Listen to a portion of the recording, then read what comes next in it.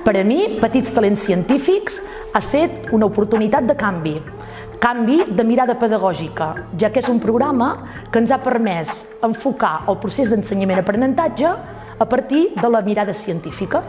Els docents no hem de deixar mai d'aprendre i, a més, l'aprenentatge que fem és compartit entre nosaltres. I no només compartit, sinó que també acompanyat de professionals que ens ajuden, que ens guien, que ens marquen el camí. Per tant, endavant, no ens ha de fer por, no estem sols. Pels meus alumnes ha estat una font de motivació total.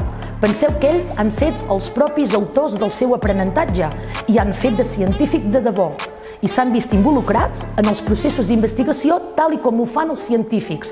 És a dir, s'han formulat preguntes científiques, han formulat hipòtesis, han recollit dades reals i després les han analitzat, han creat maquetes que llavors els hi han servit per fer prediccions i més tard explicacions, i per concloure tot això, a més, han participat en un congrés científic. Per tant, per alumnes, una experiència brutal.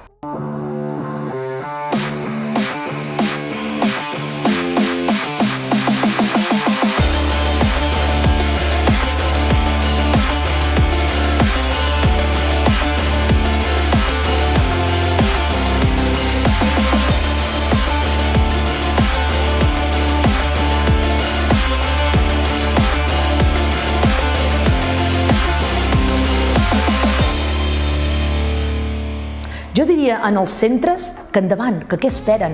Que és una oportunitat que tenim a la Garrotxa fantàstica per aprendre. Mireu, una mostra de que Petits Talents funciona i molt és trobar-te nens que l'any anterior ja han participat i que et diguin: Adriana, aquest any podrem repetir i fer d'investigadors una altra vegada?